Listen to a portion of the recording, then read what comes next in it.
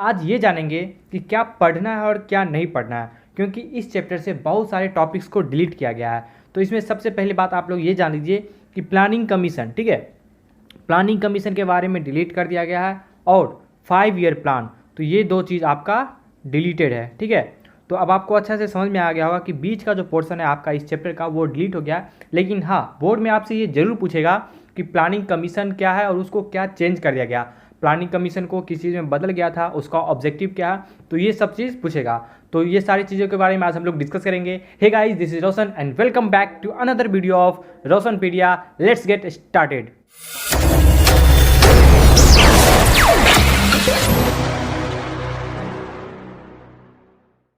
Chapter 3 part 1 आज हम लोग डिस्कस करेंगे, ठीक है। और इस चैप्टर का 3 पार्ट आएगा, आप लोग आराम से इसको देखते जाएगा। तो आपका बोलते हैं 100% सिलेबस अच्छे से कवर होगा और आपका कुछ भी नहीं छूटेगा। आपका एक एक ऑब्जेक्टिव भी हम लोग बाद में उसको डिस्कस करेंगे, ठीक है। तो देखते हैं, सबसे पहले यहाँ पे कुछ फैक्ट्स के बारे में दिया हुआ है कि ओडिशा, ठीक है, जो कि one of the largest reserve है untapped iron ore in the country. तो बोर्ड में आपसे ये मैप में क्वेश्चन पूछ सकता है कि एक स्टेट्स का नाम बताइए जहाँ पे सबसे ज़्यादा आयरन पाया जाता है। तो सबसे पहले इसमें पढ़ना है कि लेफ्ट विंग पॉलिटिक्स क्या है और राइट विंग पॉलिटिक्स क्या है। आप लोग अक्सर सुना करते होंगे लेफ्टिस्ट और राइटिस्ट, ठीक है। तो आप लोग थोड़ा सा अच्छा से समझ में आएगा, आपको बहुत ही ईजी है ये, ठीक है। लेफ्ट किसको बोलते हैं, देखो जनरली लेफ्ट पार्टी, ठीक है, उनको बोला जाता है जो कि फेवर में होते हैं पुअर के, डाउन ट्रेड, ठीक है, निचला वर्ग के लिए। और क्यों, अब वो लोग फेवर में क्यों होते हैं, because they support government policy of the benefit of this section. ये नहीं कि ऐसे ही उसके फेवर में रहते हैं, वो बोलते हैं अगर कोई पॉलिसी गवर्नमेंट का अगर उन सेक्शंस को बेनिफिट कर रहा है तो वो लोग उनके फेवर में होते हैं। और ऐसे ही पार्टी को लेफ्टिस्ट कहा जाता है या फिर लेफ्ट विंग पार्टी कहा जाता है। और इसका बेस्ट एग्जांपल क्या है आपका, CPI party, communist party of India. और आपको सोच रहे होंगे कि इंडियन नेशनल कांग्रेस भी तो लेफ्टिस्ट है, वो भी पुअर के बारे में सोचता है, इंदिरा गांधी गरीबी हटाओ आंदोलन वगैरह। तो देखो ये जो इंडियन नेशनल कांग्रेस है, ठीक है ना, ये सेंट्रलिस्ट ज़्यादा है, ये तो ना तो ज़्यादा लेफ्टिस्ट है और ना ही ज़्यादा राइटिस्ट। अगर आप लोग बुक को अच्छे से लाइन बाय लाइन पढ़े होंगे तो आप लोग को मिला होगा बुक में कि जो कांग्रेस था ना तो ज़्यादा लेफ्टिस्ट था और ना ही ज़्यादा राइटिस्ट, वो एक सेंट्रलिस्ट पार्टी था। तो वो कहते हैं वो इस दोनों के बीच का पूरा एकदम सेंटर में, और जो पार्टी सेंट्रलिस्ट होता है उसी को डेमोक्रेसी में बेस्ट भी माना जाता है। खैर, मैं अब किसी का बड़ाई नहीं कर रहा हूँ, बस यहाँ पे आपको लेफ्टिस्ट और राइटिस्ट का आपको क्लियरेंस अच्छा से देना चाह रहे हैं, ठीक है। अब देख लेते हैं कि राइटिस्ट विंग क्या है, यानी कि अब इसका आप थोड़ा सा अच्छा से समझिए। इसका बेस्ट एग्जांपल बीजेपी, ठीक है, बीजेपी एक राइट विंग पार्टी है और ये बहुत ही ज़्यादा फेमस और इंडिया का भी तो मोस्ट डोमिनेंस पार्टी है। तो यहाँ देखते हैं, rightist refer to those who believe that the free competition and the market economy alone ensure progress, that the government should not unnecessarily intervene in the economy. जैसे आप लोग देखिए कि बीजेपी का भी कहीं ना कहीं थोड़ा सा पॉलिसी होता है कि हर एक चीज़ को पब्लिक प्राइवेट पार्टनरशिप में लाया जाए, फ्री मार्केट लाया जाए, जितना से ज़्यादा कंपटीशन हो। और आज तो मतलब देखा जाए आज के दौर में अगर देखा जाए तो बहुत सारा कंपटीशन भी लाया गया है और बहुत सारे पॉलिसी भी लाया गया है ताकि प्राइवेट इन्वेस्टर को अट्रैक्ट किया जाए। तो अच्छे से समझ में आ गया होगा कि लेफ्ट और राइट पार्टी क्या होता है। अब चलते हैं अपने नेक्स्ट टॉपिक के ऊपर, और ये बोर्ड में आपसे 2 मार्क्स में क्वेश्चन पूछेगा, ठीक है, 2 मार्क्स में पूछ सकता है। डिफरेंस पूछ दिया तो 4 मार्क्स में, तो आप लोग अच्छे से आप लोग लिख पाइएगा। और बीच में आप सेंट्रलिस्ट भी ऐड कर सकते हैं, जिनके टीचर काफ़ी आपसे इंप्रेस हो जाएंगे। तो नेक्स्ट एक बहुत ही छोटा सा टॉपिक है, ठीक है, आइडियाज़ ऑफ डेवलपमेंट। ये डेवलपमेंट होता क्या है और ये मतलब ये आया कहाँ से, ठीक है। देखो डेवलपमेंट बहुत ही सिंपल सा मीनिंग है, हर एक के लिए अलग अलग डेवलपमेंट का मीनिंग होता है। Development is a different meaning for the different sections of people. मान लो तुम्हारे और हमारे लिए क्या डेवलपमेंट होगा, हम लोग के लिए ये डेवलपमेंट होगा कि मैं बहुत ही मतलब मेरे लिए ये डेवलपमेंट होगा कि मैं बहुत ही अच्छा से अच्छा कंटेंट बनाऊं, ठीक है, ताकि आप लोग को एकदम आसानी से समझ में आए। आप लोग के लिए डेवलपमेंट क्या होगा कि आप बहुत ही अच्छा मार्क्स सिक्योर कर पाए बोर्ड्स में। एक किसान के लिए डेवलपमेंट क्या होगा कि वो अच्छा फसल उगा सके, ठीक है। किसी कंट्री के लिए डेवलपमेंट क्या होगा, जैसे इंडिया और वेस्ट, देखो वेस्टर्न कंट्रीज काफ़ी ज़्यादा डेवलप है। अब इंडिया के लिए डेवलपमेंट वाली बात क्या होगी कि उसको कंपटीशन दे, ठीक है। जैसे कि एग्रीकल्चर में एग्रीकल्चर वाले को किसान खेती वगैरह हो, अच्छा से फसल वगैरह है। इंडस्ट्रीज़ के लिए उनको पैसा जितना ज़्यादा आमदनी प्रॉफिट होगा उनके लिए वो डेवलपमेंट है, ठीक है। रिच एंड पुअर, रिच के लिए तो भाई डेवलपमेंट का अलग ही डिफिनीसन होता है, और पुअर के लिए क्या है कि वो कम से कम डेली क्या हो उनका जो बेसिक नीड है, ठीक है, रोटी कपड़ा और मकान, ये चीज़ पूरा कंप्लीट हो, ठीक है। और इनसे ज़्यादा थोड़ा सा वो ऊपर आ पाते हैं तो उनके लिए बहुत ही बड़ा डेवलपमेंट नाम का चीज़ हो जाता है। तो आप लोग डेवलपमेंट को आराम से इस तरह डिफाइन करके अच्छे से एग्जांपल देके लिख सकते हैं। चलते हैं नेक्स्ट टॉपिक के ऊपर। प्लानिंग। और बोर्ड में आपसे ये 4 मार्क्स में भी क्वेश्चन पूछ सकता है कि प्लानिंग क्या होता है और ऑब्जेक्टिव्स ऑफ प्लानिंग क्या है, ठीक है। लेकिन इस बार हमको लगता है कि ये 2 मार्क्स से ज़्यादा नहीं आएगा, क्योंकि बोर्ड्स का पैटर्न इस बार थोड़ा सा चेंज हो गया है, ठीक है।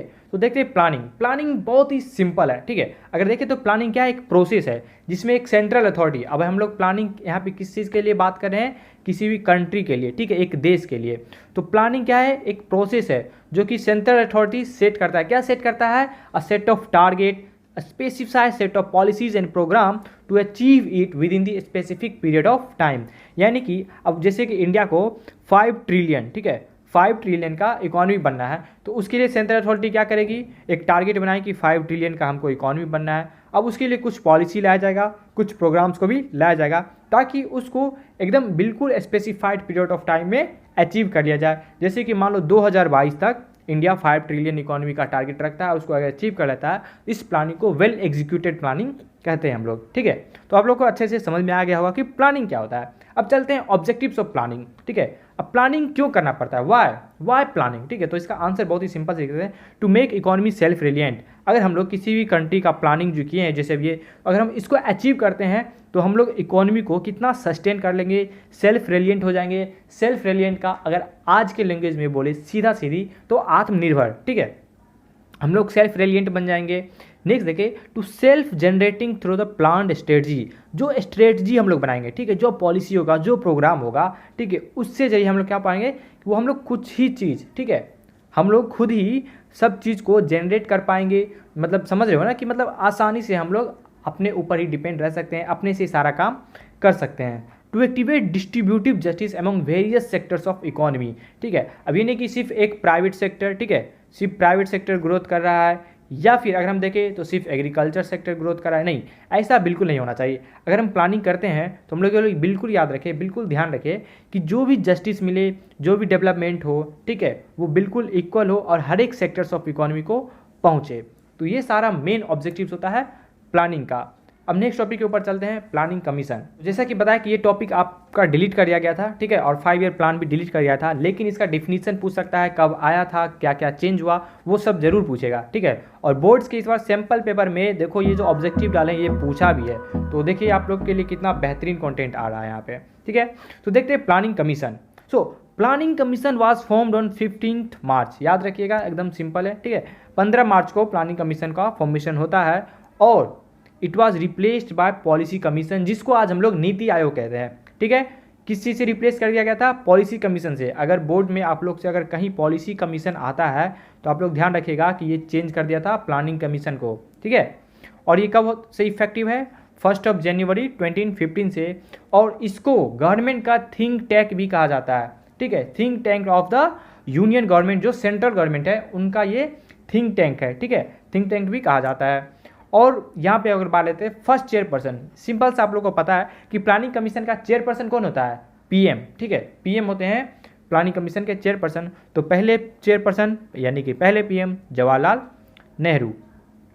अब देख लेते हैं ऑब्जेक्टिव्स ऑफ नीति आयोग। पहला ऑब्जेक्टिव देखिए, to harmonise the interest of national security and economic policy, ठीक है।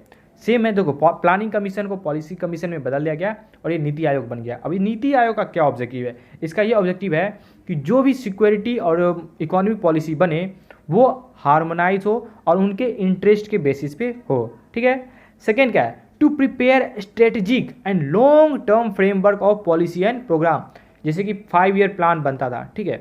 तो यही है कि जो भी अगर हम लोग देश के डेवलपमेंट के बारे में सोच रहे हैं तो ऐसा स्ट्रेटजी और ऐसा फ्रेमवर्क तैयार करना है ताकि जो मेरा पॉलिसी या प्रोग्राम हो वो देश के लॉन्ग टर्म विज़न को दर्शाए। जैसे हम लोग बहुत पहले ही विज़न था कि इंडिया का विज़न था 2020 विज़न, जैसे कि एपीजे अब्दुल कलाम का, ठीक है। और इंडिया का भी क्या है, लुक ईस्ट पॉलिसी। तो ये सब क्या है, लॉन्ग टर्म पॉलिसी है, ठीक है। और लास्ट देख लेते हैं, acts in a spirit of cooperative federalism. जैसे इंडिया क्या है, इंडिया एक फेडरल कंट्री है, नहीं, इंडिया क्वासो फेडरल है, ठीक है, आप लोग 11th में पढ़े होंगे। Acts in a spirit of cooperative federalism as it ensures equal participation of all the states in the country. तो क्वासो फेडरेशन का भी, क्वासो फेडरलिज्म का भी यही मतलब होता है कि इंडिया क्या है, यूनियन ऑफ स्टेट्स है, ठीक है, ना ही बल्कि एक फेडरल कंट्री, ठीक है। तो यहाँ पे सारे स्टेट का इक्वल पार्टिसिपेशन होना चाहिए, इक्वल कंट्रीब्यूशन होना चाहिए देश के डेवलपमेंट में। तो ये था आपका ऑब्जेक्टिव्स ऑफ नीति आयोग।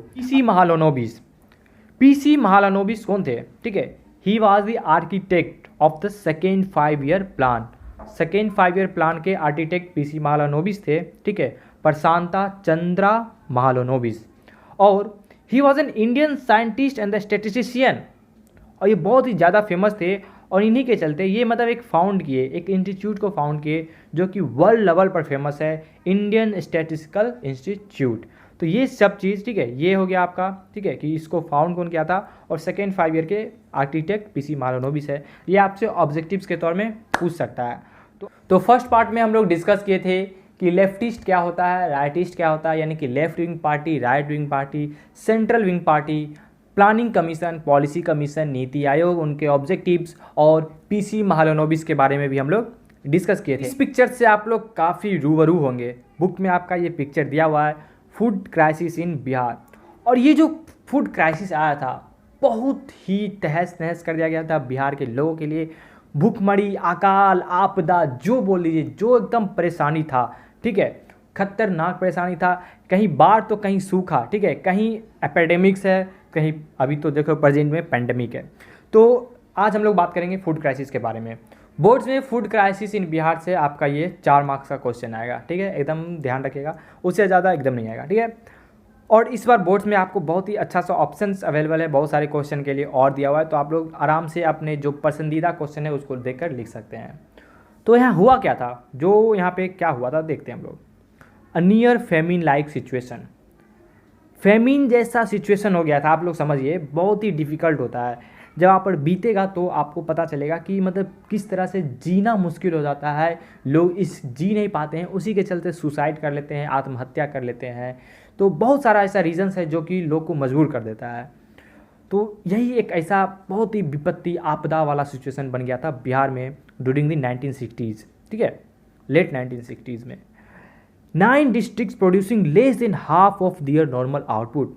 मान लो कि एक डिस्ट्रिक्ट है बिहार का, पटना, ठीक है, और यहाँ पे टोटल आउटपुट कितना होता है, मान लो 1000 किलो टन, ठीक है, 1000 किलो टन आउटपुट इसका नॉर्मल था। लेकिन इसी तरह बिहार में टोटल 38 डिस्ट्रिक्ट है, ठीक है, और इन सारे डिस्ट्रिक्ट में 1000 किलो टन क्या होता था, आउटपुट आता था। लेकिन 9 ऐसे डिस्ट्रिक्ट थे जहाँ पे 50% से भी कम प्रोडक्शन हो रहा था। यानी कि सोच लो सिर्फ 500, ठीक है, 500 किलो टन का प्रोडक्शन, यानी इतना सारे पीपल थे, ठीक है। और अब जो लोग डेली 3 रोटी 4 रोटी खाते होंगे, अब उनके लिए तो सिर्फ 2 रोटी का ही प्रोडक्शन हो रहा है, और उसमें सोच लो कितना सड़ जाता होगा, कितना बर्बाद होता होगा। तो ये बहुत ही बुरा स्थिति था। और तो और यहाँ पे ये जानिए कि 5 of this produce less than 1/3 से भी कम प्रोड्यूस कर रहे थे 5 स्टेट्स। 9 तो थे एक ऐसे स्टेट जो कि 50% प्रोडक्शन कर रहे थे, और लेकिन 9 में से भी 5 ऐसे स्टेट थे जो कि 1/3 से भी कम कर रहे थे, यानी कि लेस देन 33%। तो आप लोग समझिए ये कितना बड़ा प्रॉब्लम है, ठीक है, कि मतलब खाने को अनाज ही नहीं पैदा हो रहा है, अनाज ही नहीं उपज हो रहा है, तो लोग खाएगा क्या, भूखमरी तो आएगा ही। तो इस तरह से ये स्थिति पड़ गया था, led to acute and widespread malnutrition. अब देखो जनरली कैलोरी इनटेक कितना होता है, 2450 पर पर्सन पर डे, ठीक है, पर पर्सन पर डे इतना कैलोरी इनटेक है एक नॉर्मल पर्सन का, एक हेल्दी पर्सन का, नॉर्मल पर्सन का। लेकिन बिहार में उस टाइम, ठीक है, 2200 ही था। ये उस समय की बात हो रही है, 2200 था एग्जैक्ट, मतलब पहले से ही लोग अंडर नरिश्ड थे, ठीक है। लेकिन ये और कितना ड्रॉप हो जाता है पता है, 1200 पर। सोच लो, पहले लोग 1 रोटी कम खा रहे थे, अब उनको 2 रोटी और कम खाना पड़ रहा था। और तो ये मतलब कम ही बात है, लोग दिन में 4 टाइम खाते होंगे तो अब सिर्फ 1 ही टाइम खाते थे। इस तरह का बुरा स्थिति हो गया था। और ये तो था ही, और साथ में तुम ये जानो कि लोग खाना नहीं खा रहे थे, पी नहीं रहे थे, मतलब अच्छे से नहीं रह पाते। उसके कारण हुआ क्या कि बिहार में उस पर, ठीक है, उस टाइम डेथ रेट काफ़ी ज़्यादा इंक्रीज हो गया, 34% हायर देन द यूजुअल। सोच लो कि अगर 100 आदमी मरते होंगे एक साल में, ठीक है, तो 134 आदमी मर रहे थे।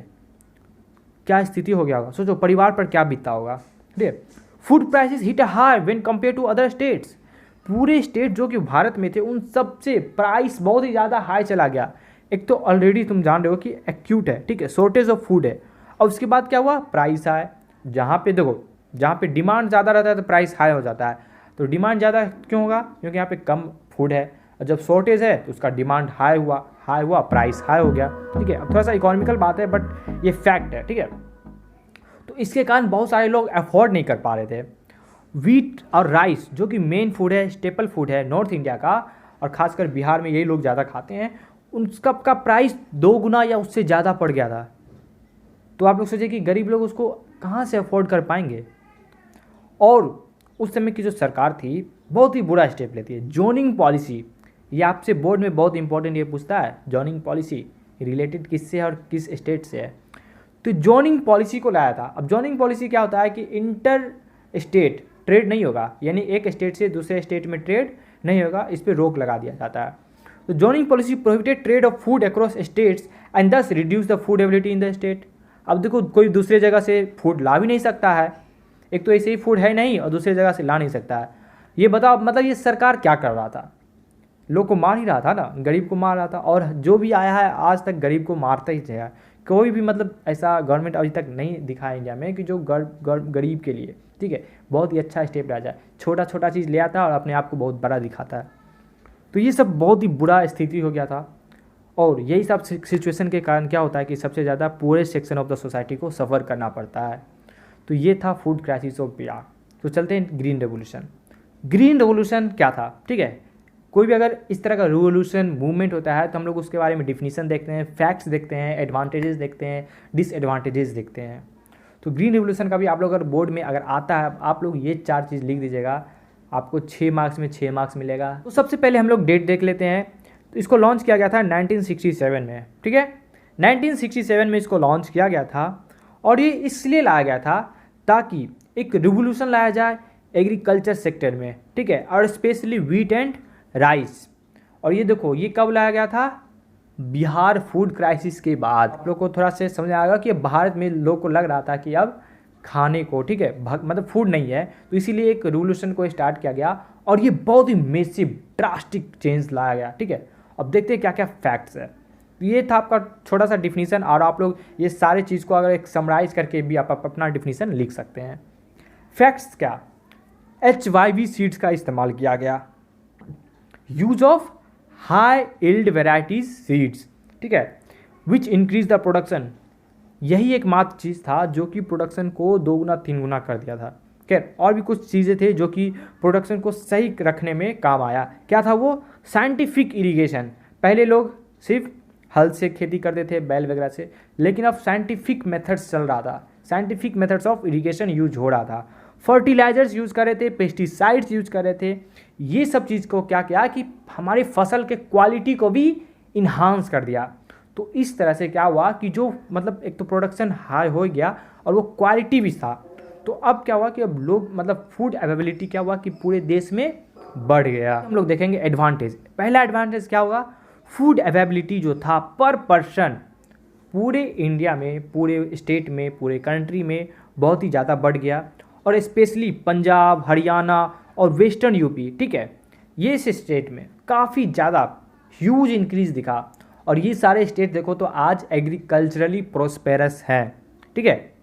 और the farmers of medium size holdings were benefited. सबसे ज़्यादा मीडियम साइज होल्डिंग वाले को बहुत ही ज़्यादा बेनिफिट हुआ। और वो लोग एमर्ज हो गए एज ए पॉलिटिकली इन्फ्लुएंसर। सोच लो, यानी कि वो अब जमींदार, और जमींदार से फिर पॉलिटिकल पार्टी वगैरह। अब तुम समझ रहे होगा कि मतलब क्या कहना चाह रहे।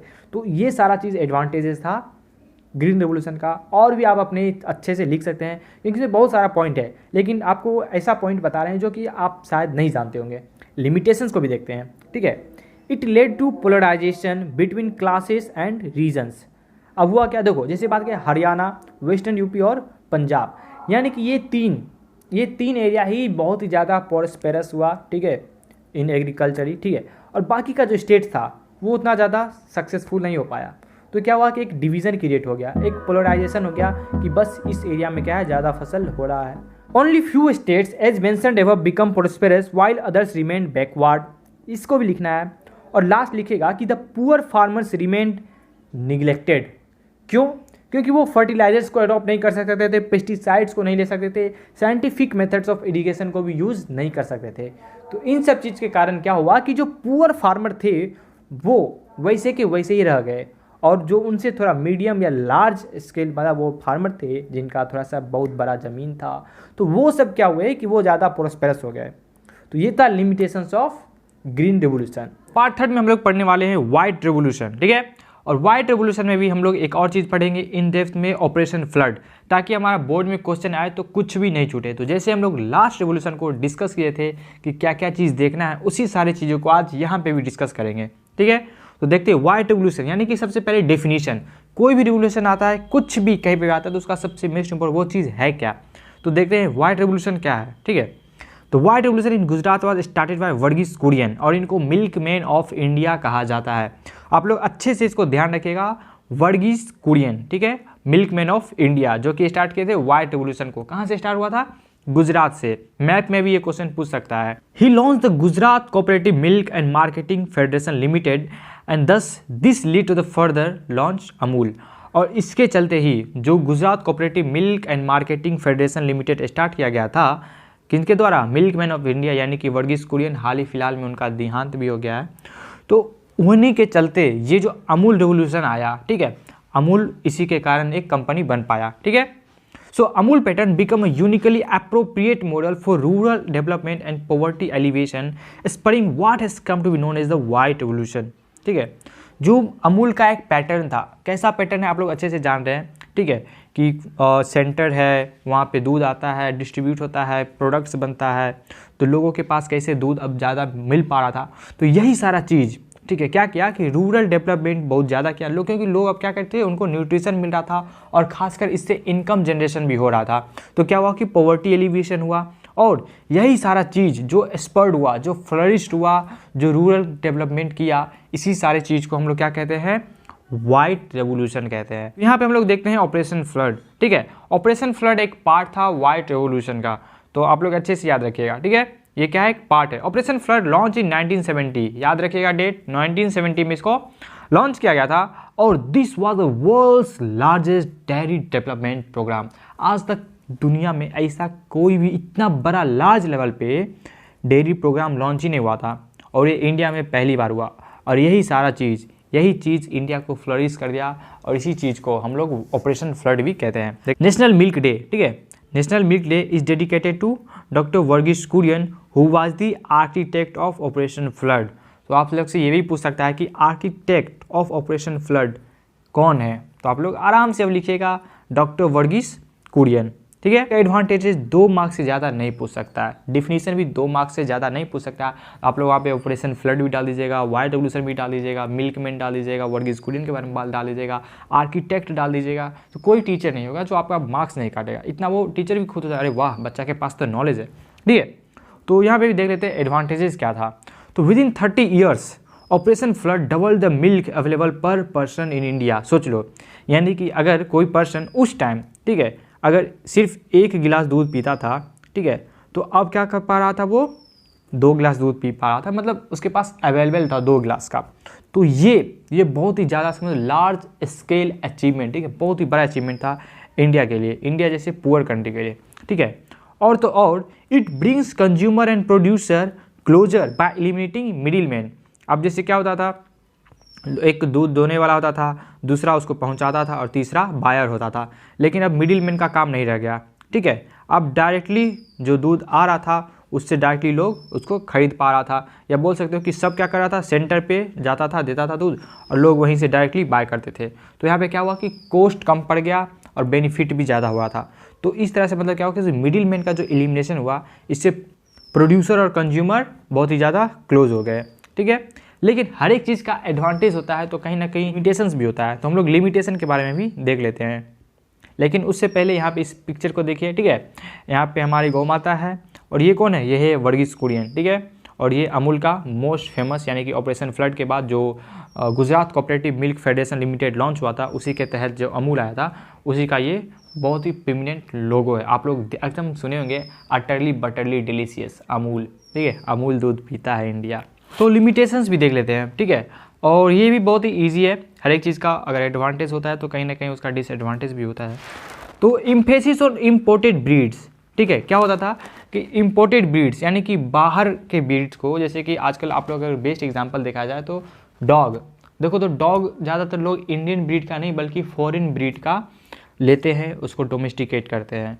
तो उसी तरह क्या होता है कि जो ज़्यादातर फोकस किया गया था इम्पोर्टेड ब्रीड पे, ठीक है, बाहरी ब्रीड को। तो इससे क्या हुआ कि it's result in decimation of Indian breeds, मतलब इंडियन ब्रीड्स के लिए ये नाश था, तबाही था कि मतलब लोग इंडियन ब्रीड को नहीं बल्कि बाहर एक ब्रीड को लेते थे। क्यों? क्योंकि उनसे ज़्यादा दूध मिलता था, ठीक है। एंड फॉरेन ब्रीड्स, सेकेंड क्या हो जाएगा, foreign breeds give higher yields, but वो हायर यील्ड्स तो देते थे but they require more feeds and are not suited to the Indian condition.